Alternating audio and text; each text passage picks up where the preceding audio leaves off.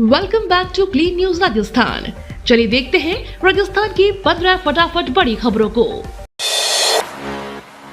राजस्थान दिवस पर सीएम भजनलाल शर्मा ने वेबसाइट लॉन्च, अभियान की शुरुआत। मुख्यमंत्री भजनलाल शर्मा ने राजस्थान दिवस के अवसर पर नई वेबसाइट लॉन्च की है। साथ ही विकसित ग्राम और शहरी वार्ड अभियान का शुभारंभ किया गया। इस पहल का उद्देश्य ग्रामीण और शहरी क्षेत्रों का समग्र विकास करना है। सरकार का लक्ष्य बुनियादी सुविधाओं को मजबूत करना और लोगों की जीवन गुणवत्ता में सुधार लाना है। इस अभियान से प्रदेश के विकास को नई गति मिलने की उम्मीद है। अब बिना ओटीपी और एंट्री के नहीं मिलेगा गैस सिलेंडर, सख्त नियम लागू। प्रदेश में एलपीजी वितरण प्रणाली को पारदर्शी बनाने के लिए नए नियम लागू किए गए हैं। अब बिना ओटीपी सत्यापन और डायरी के एंट्री के बिना भी उपभोक्ता को गैस सिलेंडर नहीं मिलेगा। इस फैसले का उद्देश्य गैस की कालाबाजारी और डायवर्जन को रोकना है। गैस एजेंसियों की निगरानी बढ़ा दी गई है और फील्ड अधिकारियों को रोजाना निरीक्षण के निर्देश दिए गए हैं ताकि उपभोक्ताओं को सही समय पर गैस मिल सके। त्योहारों पर पुलिस अलर्ट, ड्रोन सीसीटीवी से निगरानी, अफवाह फैलाने वालों पर सख्ती। त्योहारों को देखते हुए पुलिस पूरी तरह से मुस्तैद हो गई है। सुरक्षा व्यवस्था को मजबूत बनाने के लिए ड्रोन और सीसीटीवी कैमरों की निगरानी की जा रही है। संवेदनशील इलाकों में अतिरिक्त पुलिस बल तैनात किया गया है। प्रशासन ने साफ कहा है कि अफवाह फैलाने वालों के खिलाफ सख्त कार्रवाई की जाएगी। लोगों से शांति बनाए रखने और किसी भी संदिग्ध गतिविधि की सूचना तुरंत पुलिस को देने की अपील की गई है। जयपुर में 20 से 26 मार्च ट्रैफिक डायवर्जन, कई मार्गों पर पार्किंग प्रतिबंधित।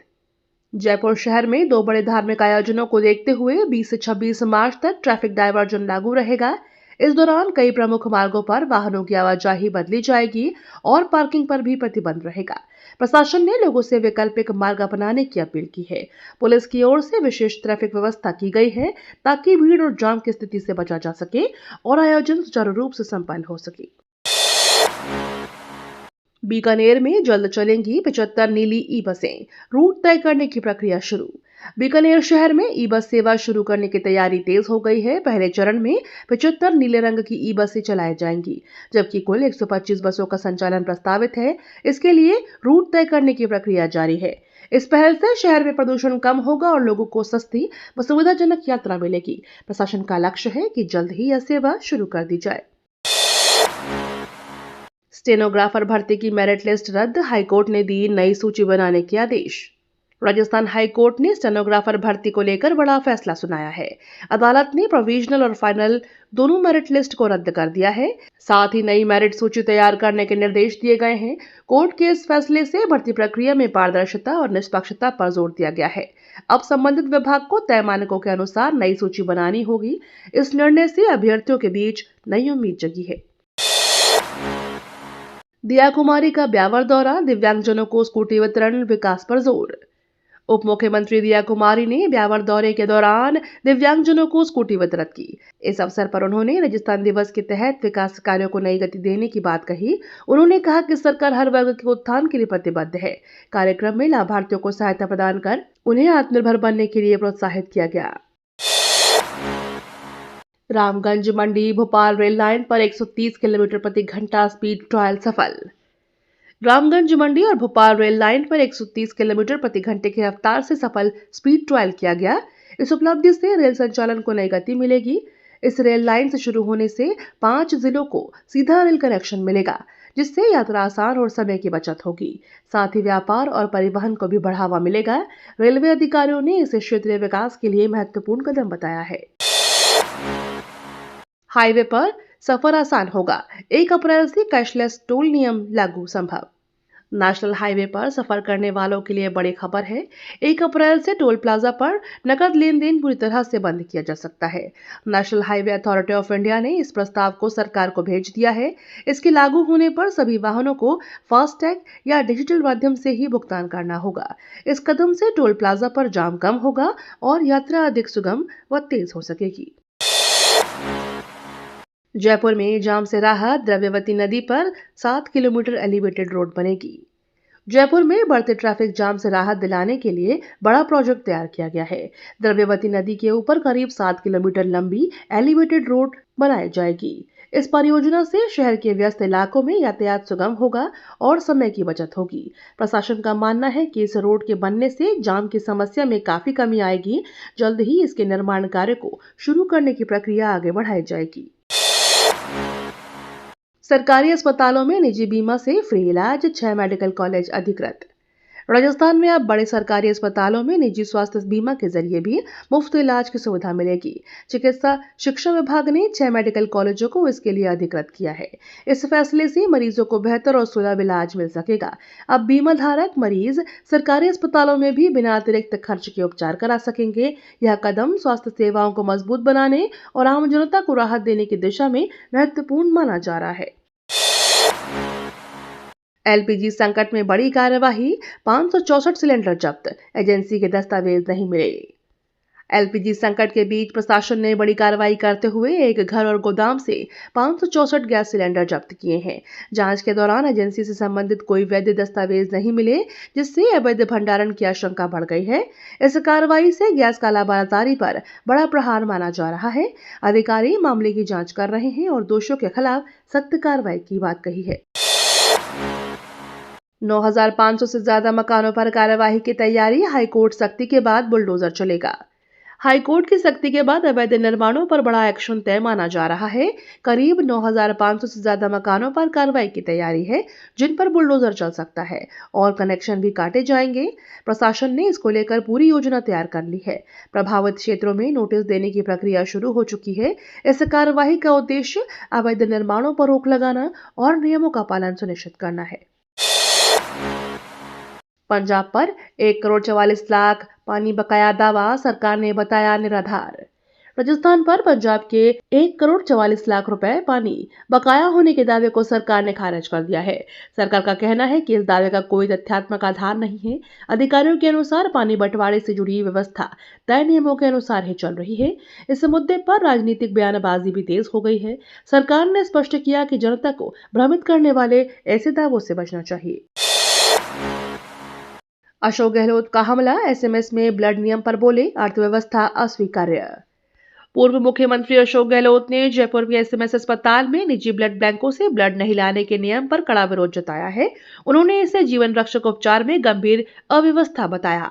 गहलोत ने कहा कि ऐसे नियम मरीजों की जान के साथ खिलवाड़ है और उन्हें तुरंत सुधारा जाना चाहिए। उन्होंने सरकार से व्यवस्था को बेहतर बनाने और मरीजों को राहत देने की मांग की है। 12 में आदिवासी परिवारों की 270 बीघा जमीन पर कब्जे का आरोप। 12 जिले में आदिवासी परिवारों ने अपनी 270 बीघा जमीन पर कब्जे का आरोप लगाया है। प्रभावित परिवारों ने मंत्री से मिलकर न्याय की गुहार लगाई है। उनका कहना है कि उनकी जमीन पर अवैध रूप से कब्जा किया गया है, जिससे वे परेशान है। मामले को लेकर प्रशासन से कार्रवाई की मांग की गई है। मंत्री ने आश्वासन दिया कि जांच कर उचित कार्रवाई की जाएगी। इस मुद्दे ने इलाके में चिंता बढ़ा दी है। बाड़मेर में पशुपालन मंत्री की समीक्षा, जल प्रबंधन और योजनाओं पर जोर। पशुपालन और गोपालन मंत्री ने बाड़मेर में फ्लैगशिप योजनाओं और बजट घोषणाओं की समीक्षा की। बैठक में ग्रीष्मकालीन जल प्रबंधन की तैयारियों पर विशेष चर्चा की गई। अधिकारियों को निर्देश दिए गए कि पानी की कमी से निपटने के लिए समय रहते इंतजाम पूरे किए जाएं। मंत्री ने योजनाओं को प्रभावी तरीके से लागू करने और आम जनता तक लाभ पहुंचाने पर जोर दिया। अनूपगढ़ बीकानेर रेल लाइन को रफ्तार, 187 किलोमीटर परियोजना की डीपीआर तैयार। अनूपगढ़ बीकानेर रेल लाइन परियोजना को नई गति मिल गई है। 187 किलोमीटर लंबी इस रेल लाइन की डीपीआर तैयार कर ली गई है। रेल मंत्री अश्विनी वैष्णव ने लोकसभा में बताया कि सीमावर्ती क्षेत्रों में रेल नेटवर्क मजबूत करने के लिए कई योजनाएं प्रगति पर हैं। इस योजना से श्रीगंगानगर सहित आसपास के इलाकों को बेहतर कनेक्टिविटी मिलेगी और विकास को बढ़ावा मिलेगा। राजस्थान में शिया समुदाय ईद नहीं मनाएगा, खामनेई की मौत के बाद फैसला। राजस्थान में शिया समुदाय ने एक बार ईद नहीं मनाने का फैसला किया है। यह निर्णय ईरान के सर्वोच्च नेता अली खामनेई के निधन के बाद दिया गया है। समुदाय के लोगों ने शोक व्यक्त करते हुए सादगी से दिन बिताने की बात कही है। धार्मिक नेताओं के अनुसार यह फैसला सम्मान और संवेदना प्रकट करने के लिए लिया गया है।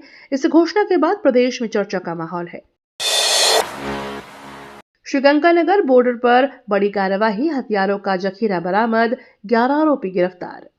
श्रीगंगानगर के बॉर्डर इलाके में पुलिस ने बड़ी कार्रवाई करते हुए हथियारों का जखीरा बरामद किया है। इस ऑपरेशन में 11 आरोपियों को गिरफ्तार कर लिया गया है। पुलिस को खुफिया सूचना के आधार पर यह सफलता मिली। बरामद हथियारों की जांच की जा रही है और इसके नेटवर्क का पता लगाया जा रहा है। इस कार्रवाई को सुरक्षा के लिहाज से अहम माना जा रहा है और आगे भी जांच जारी है। धौलपुर में मचकुंड तीर्थ और पंचगौरव कैलेंडर का विमोचन।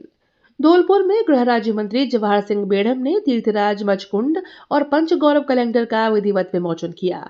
इस अवसर पर उन्होंने क्षेत्र की सांस्कृतिक और धार्मिक विरासत को बढ़ावा देने पर जोर दिया। कार्यक्रम में स्थानीय जनप्रतिनिधि और नागरिक मौजूद रहे। मंत्री ने कहा कि ऐसे आयोजन प्रदेश की परंपराओं को संरक्षित रखने की महत्वपूर्ण भूमिका निभाते हैं। पालका जीएसएस पे 500 मीट्रिक टन गोदाम निर्माण, 25 लाख की मंजूरी। पालका जीएसएस में 500 मीट्रिक टन क्षमता के गोदाम निर्माण के लिए 25 लाख रुपए की मंजूरी दी गई है। इस परियोजना से भंडारण सुविधा मजबूत होगी और किसानों को लाभ मिलेगा। गोदाम बनने से कृषि उत्पादों को सुरक्षित रखने में मदद मिलेगी। प्रशासन का कहना है कि इससे स्थानीय स्तर पर कृषि ढांचे को मजबूती मिलेगी और किसानों की आय बढ़ाने में सहायक साबित होगा।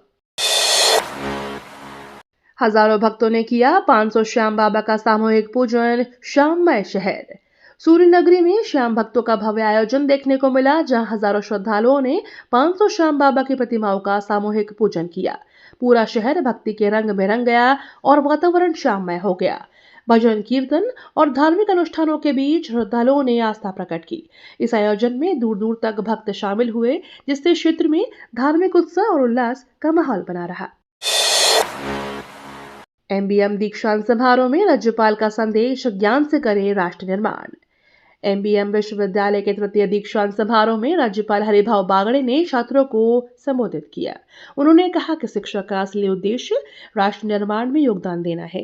छात्रों को अपने ज्ञान और कौशल का उपयोग समाज और देश के विकास के लिए करना चाहिए। समारोह में डिग्रियां प्रदान की गई और विद्यार्थियों को उज्जवल भविष्य के लिए प्रेरित किया गया। कार्यक्रम में शिक्षकों और अभिभावकों की उपस्थिति भी रही।